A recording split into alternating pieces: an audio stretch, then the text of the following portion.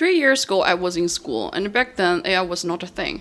I studied quantitative finance, where most of my classmates have high-profile jobs in top-tier investment banks or consulting companies. To name a few, JP Morgan, Goldman Sachs, PwC. Sounds quite fancy and promising, right? Well, but what we did at school has no fucking difference from anybody else. I can still recall today how we studied for the exam.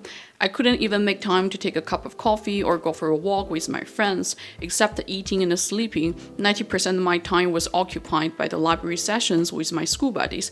We exchanged dozens of WhatsApp messages, urging each other to share notes we took from lectures as fast as possible, and tried to memorize a formula and how to calculate the pricing of every derivatives product.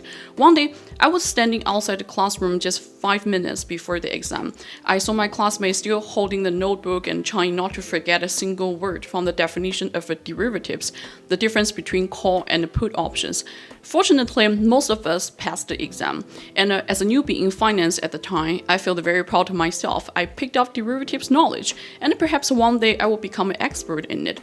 I didn't realize it was just my wishful thinking until I landed a job in finance as data engineer. My daily work has been checking data quality, performing ETL, and building end-to-end pipelines. One day, I opened an Excel file to check the liquidity data I extracted from the internal database, and I realized one thing a bit ridiculous.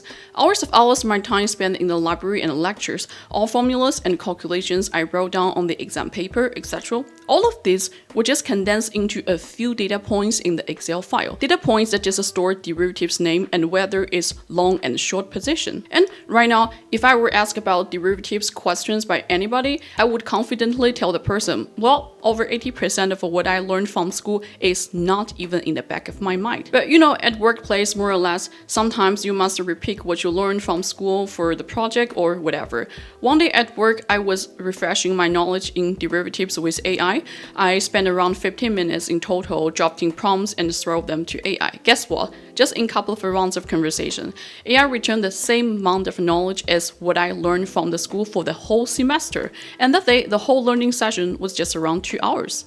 2 hours versus the whole semester, that's the huge problem. Because our modern education system has been established since the Industrial Revolution to meet the needs of the last era.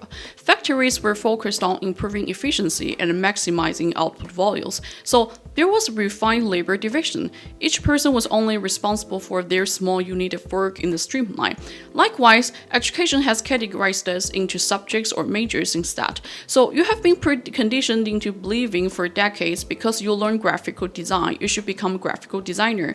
But this skill mastering equals career identity turns out to be the major source of a mental disorientation.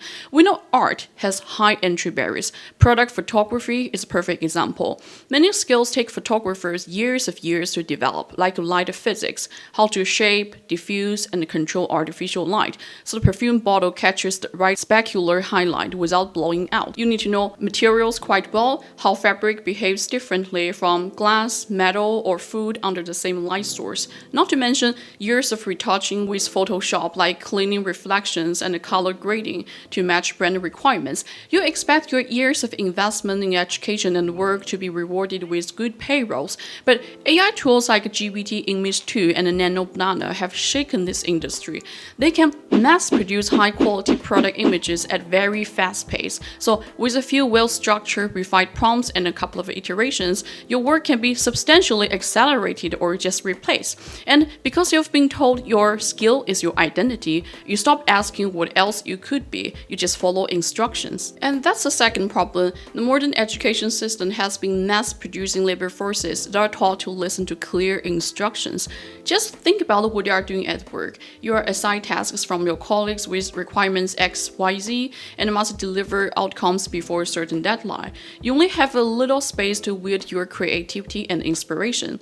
In the worst case scenario, your colleagues may even micromanage you and dictate how you should approach your work. But the brutal reality is that lots of your work is actually pointless. Just think about how much time you spend writing emails, replying to your colleagues' messages, attending meetings, and creating spreadsheets. Lots of my data scientists and software engineer friends told me that on average, they spend less than 30% of their work time writing code. And yes, it's possible that you get a high-paying job that is not so demanding and you fill your free time with hobbies. Alternatively, you can do some performative work and wait until 8 hours to pass. But not everybody is as lucky as you are, and losing crisis awareness will pose you in a very dangerous position with AI sweeping in every industry.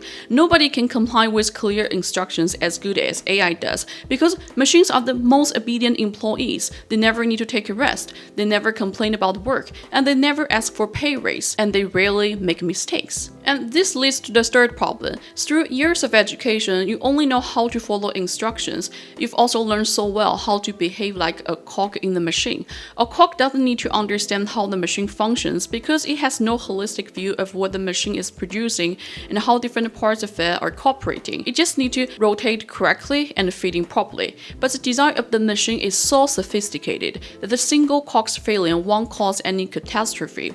The statistics say that around 41% of employers worldwide plan to reduce their workforce due to AI adoption, and 77% of businesses are either already using or considering implementing AI solutions. So, in the upcoming future, it's possible that different AI agents will play the roles as cogs in the machine. Just imagine one AI agent working as project manager, one as software engineer, one as quality assurance. A team may just need one or two real humans to manage and supervise AI agents. So, years of education, hundreds of thousands of lectures, countless assignments, and a huge amount of tuition fees. Modern education has developed people that are not so able to solve real-life problems at the biggest cost. Through hundreds of years of human history, the owner of the machine has shifted from factories in industrial age to big corporations in information technology age. And I'm afraid that AI will sooner or later become the new owner. If in the age of AI, knowledge is so accessible that it becomes not scarce anymore, a chip, a laptop, couple of AI agents will enable you to learn anything anytime you want.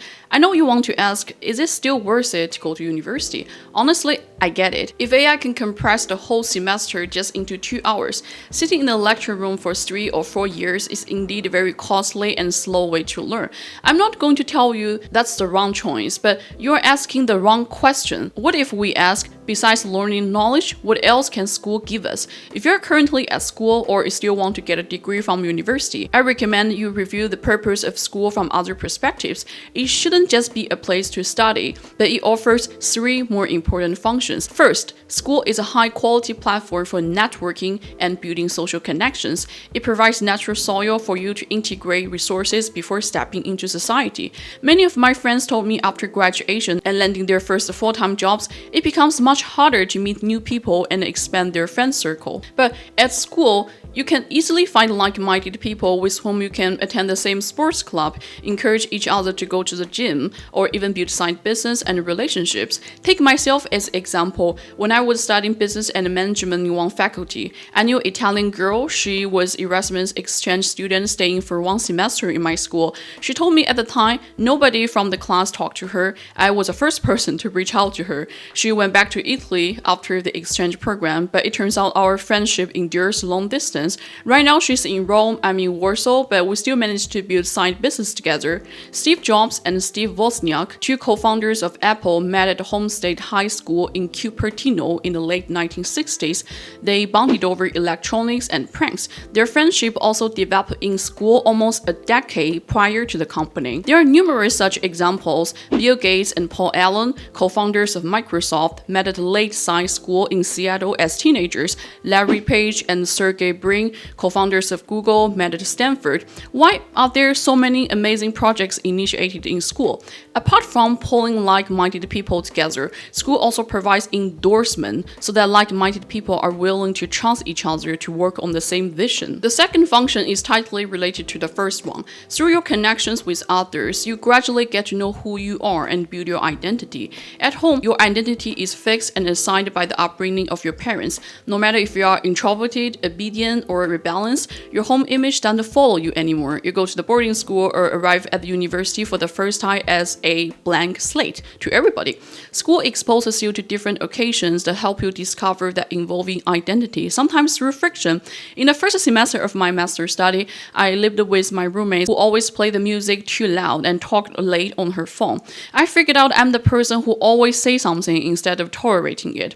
The professor who questioned the conclusion in one part of my thesis forced me to review the reasoning and add more quotes to carry more conviction if I want my work to survive external doubts. And this reminds me of a well-known Japanese designer Yoichi Yamamoto said, "The self is something you cannot see directly. You only come to understand it when you collide with something else and it bounces back at you." School, particularly university, also offers you an unusual privilege, a window of time like a laboratory where you can experiment with who you are, what you want to do, what your interest is, before the consequences become unbearable. If the major doesn't fit you, you can switch to another with much lower cost. But you can't freely hop from one job to another without being questioned about your dedication and persistence. You can hold your political opinions loudly and join demonstrations freely, but you can touch politically sensitive topics without caution at workplace because consequences may follow you into performance review.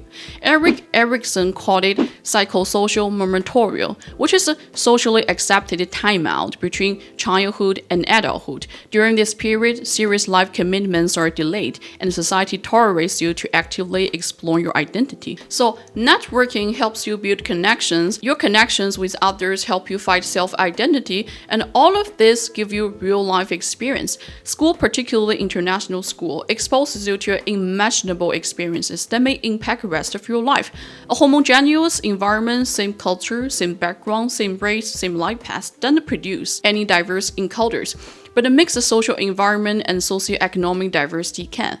I can still recall the first day of study in a very international environment. I was suddenly exposed to a variety of accents all around the world: Italian, French, Spanish, Chinese, German, Belgian, Russian, Irish, Indian, American. It was absolutely mind-blowing. Growing up in Chinese society, I was taught to internalize emotions and feelings and express what you want implicitly. I got a chance to make a couple of Italian and Spanish friends. I never knew you can actually open up yourself to others like this, expressing what's in your mind so directly and briefly, giving compliments so generously and genuinely. It has completely changed how I interact with others, and honestly, it helps me a lot in romantic relationships. I also got to know people from different walks of life, some having high-profile jobs in investment banks, some are millionaires, some running a side business, some from poor families and studying and working full-time together. That drives me to come to a conclusion: because the world is so big and tolerant, any way of living is a norm. No matter you are rich or poor, successful or not, there is nothing to be proud of or to be shameful. You can always find your niche. Going back to derivatives, that 2 hours versus the whole semester. AI does compress the time you access and absorb knowledge, but it never compresses the process of building friendship with my Italian school buddy. It never reduces the friction between me and the loud roommate. It never dilutes the shock from hearing so many languages at the same time. These are my takeaways from school. In the age of AI, education won't disappear, but it requires you to become more proactive, proactively networking, proactively colliding with others, proactively experimenting with yourself. So the question is not, should I go to school? School is just a place, but not the answer. The real question is, did you walk in as passive recipient? Did you walk out with transformation?